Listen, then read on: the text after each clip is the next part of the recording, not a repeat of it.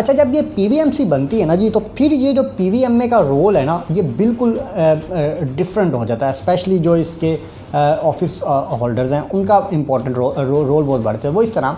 कि पीवीएमसी के आप जब एक्ट को देखते हैं तो पीवीएमसी के मुख्तलिफ मेंबर्स हैं, जिसके अंदर एकेडमिया के लोग भी होते हैं, यूनिवर्सिटियों के रिप्रेजेंटेटिव्स होते हैं, इसमें डिपार्टमेंट्स जो लाइफ डिपार्टमेंट्स हैं उनके रिप्रेजेंटेटिव्स होते हैं। लेकिन इसके अंदर जो पाकिस्तान वेटरनरी मेडिकल एसोसिएशन है वो भी जो पीवीएमसी के मेंबर हैं। अच्छा, जब वो पीवीएमसी के मेंबर बनते हैं तो इसका मतलब ये है कि वो जो एसोसिएशन के लोग, पहले आप एसोसिएशन के अगर आप सदर होते हैं तो वो आपकी अपनी जगह चौधराहट है ना, कि आप एक अवामी लीडर के तौर पर सामने आते हैं, आपके साथ बहुत सारे लोग मिलकर चल रहे होते हैं, आप लोगों के राइट्स की बात कर रहे होते हैं, आप गवर्नमेंट ऑफिशियल से मिल रहे होते हैं, और आप किसी जगह पे अगर आपने वेटरनेरियन को रिप्रेजेंट करना होता है तो आप फ्रंट पे आते हैं। तो वो आपकी एक नॉन फॉर्मल पावर होती है। यहाँ पे आपकी जो पावर है वो फॉर्मलाइज्ड हो जाती है। फॉर्मलाइज इस तरह होती है कि आप आ जाते हैं गवर्नमेंट के एक इदारे के बाकायदा मेंबर के तौर पे। जब आप गवर्नमेंट के इदारे के मेंबर के तौर पे आते हैं तो फिर डेफिनेटली आपकी वर्थ और होती है, और यहाँ से सिनेरियो बिल्कुल चेंज हो जाता है। शुरू के अंदर आप अगर पीवीएमसी की हिस्ट्री देखें तो उसके अंदर आपको बहुत सारे प्राइवेट सेक्टर के लोग भी मिलेंगे जिनका बड़ा इंपॉर्टेंट रोल था, लेकिन आहिस्ता आहिस्ता पीवीएमसी के अंदर इस तरह से होना शुरू हो गया कि उसके जो इलेक्शंस हैं उस पर भी बेशुमार बातें की जा सकती हैं, और उस पर की भी हैं। मैं यहाँ पे गुजारिश कर दूँ कि मैं जितनी भी डिस्कशन हुई है वो मैं इसको कंपाइल करके लिंक में दे रहा हूँ इसकी डिस्क्रिप्शन में। आप उसको अगर इंटरेस्ट हो तो आप पढ़ सकते हैं कि पीछे क्या क्या होता रहा, वो अगर आप रिटन फॉर्म में देखना चाहिए। जितने मेरे कॉलम्स हैं और जो वीडियोस जो मैंने इससे रिलेटेड किए हैं वो मैं एक जगह कंपाइल करके इसकी डिस्क्रिप्शन में दूंगा। तो ये जो इलेक्शंस हैं इसके ऊपर बहुत सारी चीज़ें सामने आना शुरू हो गई, और फिर एक मखसूस तबका जो है वो इस पे आप ये समझ लें कि वो एक आहिस्ता आहिस्ता एक माफिया की शक्ल इख्तियार कर गया, और आपको उससे रिलेटेड फिर बेशुमार मसाइल वो नज़र आने लगे। और उससे क्या हुआ, उससे फिर वो जो पीवीएमए की सीट थी, जो पीवीएमए प्रेसिडेंट की जो सीट थी वो बड़ी इंपॉर्टेंट हो गई। अगर आप पीवीएमए का इलेक्शन लूज़ करते हैं तो फिर आप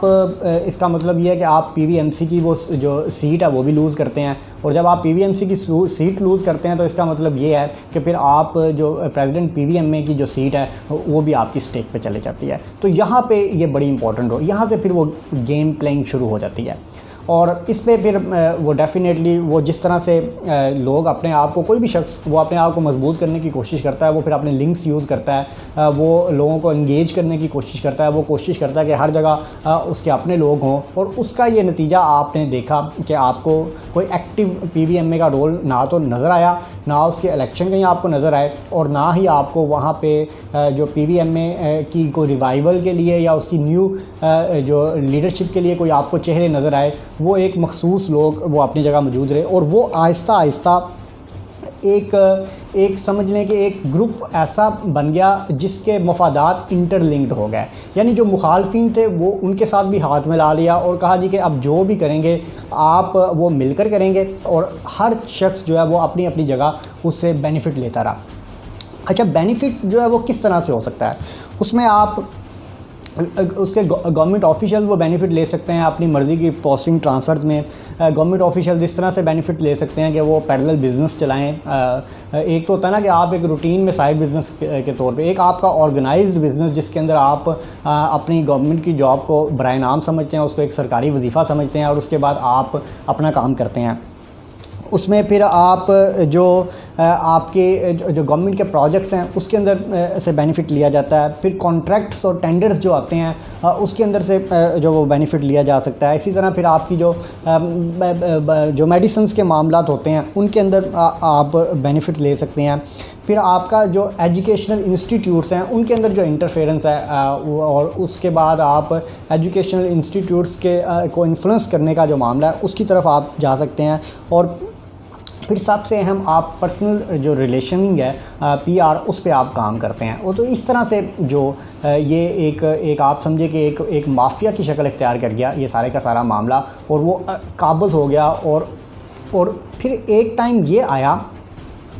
कि डेफिनेटली हर सब तो इससे बेनिफिट नहीं उठा रहे होते। कुछ लोगों का नज़रियाती वो लगाव होता है। और जब ऐसा माहौल होता है तो वो नज़रियाती लोग जो हैं वो कोशिश अपनी जगह कर रहे होते हैं कि किसी न किसी तरह ये जो इदारा है ये बच जाए, इसकी साख बच जाए। लेकिन वो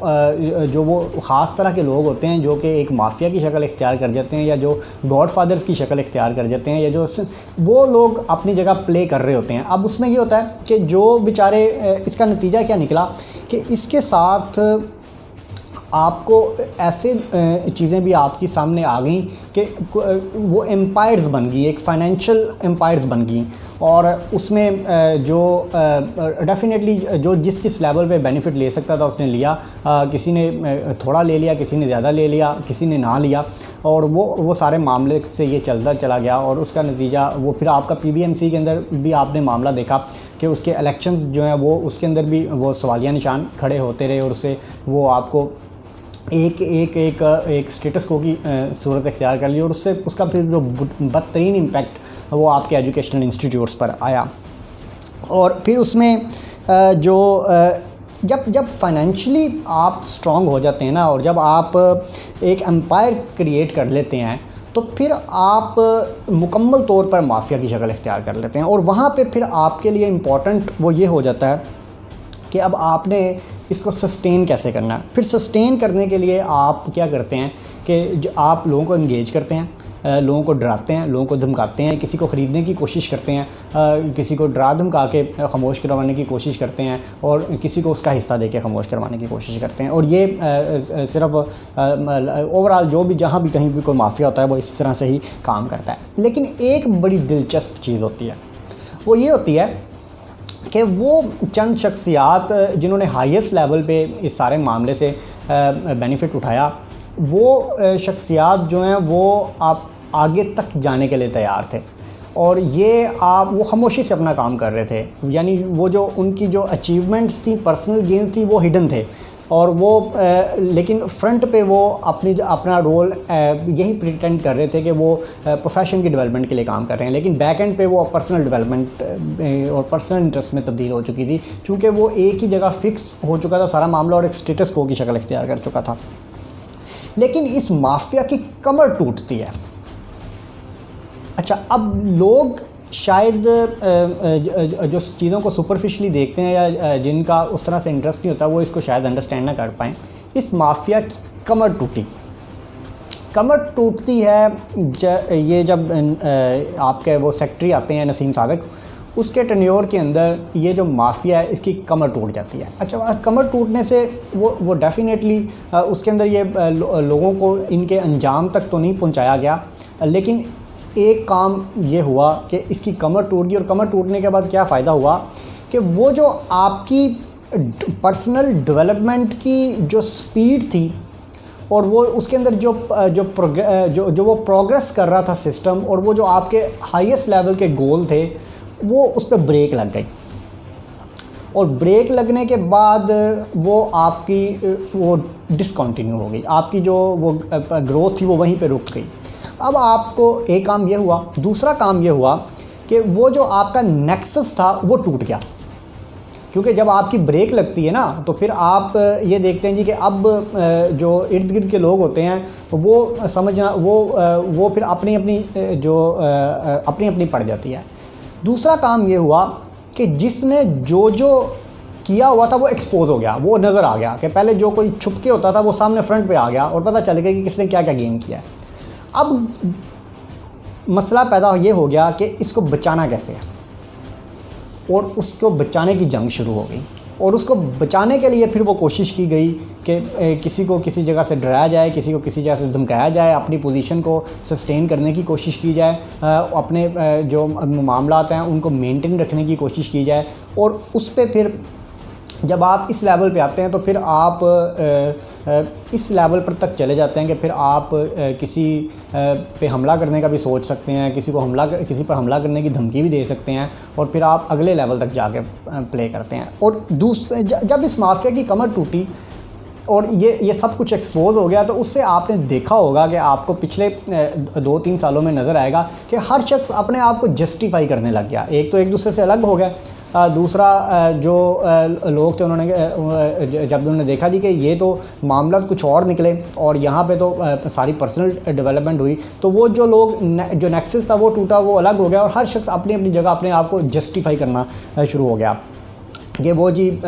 मैंने ये किया तो मैंने ये किया और मैं ये चाहता था और मैंने ये नहीं किया और ये फ़लाँ जगह ये गलती होगी और फ़लाँ जगह जो वो ये गलती होगी उसके लिए किसी ने कोई किस्म का सहारा लिया, किसी ने कोई और किस्म का सहारा लिया, तो वो अपनी अपनी पड़ गई। लेकिन वो जो गेन हो चुका था वो चूँकि एक एम्पायर बन चुकी थी, लिहाजा उसको बचाने की जंग वो आज भी जारी है और इसीलिए कोशिश की जाती है कि जो भी आवाज़ उठे उसको जो इस तरह से मैनेज किया जाए कि वो उनकी जो रही सही जो पोजीशन है उस तक कोई ना पहुंच सके, ताकि उस वो जो एम्पायर्स बन चुकी हैं, जो बेनिफिट्स गेन कर चुके हैं, उनको किसी ना किसी हद तक प्रोटेक्ट किया जाए। जब टाइम गुजर जाता है तो डेफिनेटली फिर उसके बाद आप जो ना तो किसी कानून की गिरफ्त में उस तरह से आ सकते हैं और फिर लोग भी आपके जो एक नई जनरेशन आ चुकी होती है या नए लोग आ चुके होते हैं 5-10 साल में, तो उस टाइम के अंदर लोग भूल भी जाते हैं। तो ये टैक्टिक्स होते हैं, डिलेइंग टैक्टिक्स, कि आप अपनी पोजीशन को कितना प्रोलॉन्ग करते हैं कि उसमें आप अपने जो पर्सनल इंटरेस्ट जो आपने गेन किया उनको प्रोटेक्ट कर सकें, और उसके लिए फिर आप बाद दफ़ा साइड में हो जाते हैं और अपने फ्रंट मैन को लॉन्च कर देते हैं और वो जो फ्रंट मैन है वो अपनी अपनी जगह अपना रोल प्ले कर रहे होते हैं। अच्छा, यहाँ पे एक और बड़ी इंपॉर्टेंट चीज़ है कि जब हम बात करते हैं कि इसका नुकसान किस तरह हुआ, तो उसके अंदर एक्चुअल सिचुएशन आप देखते हैं कि ये जो PVMC थी इसका रोल था कि इसने आपकी जो वेटरनरी एजुकेशन है इसको रेगुलराइज़ करना है और उसके लिए डेफिनेटली वो रूल्स एंड रेगुलेशन मौजूद हैं और लेकिन इसमें अनफॉर्चुनेटली ये हुआ कि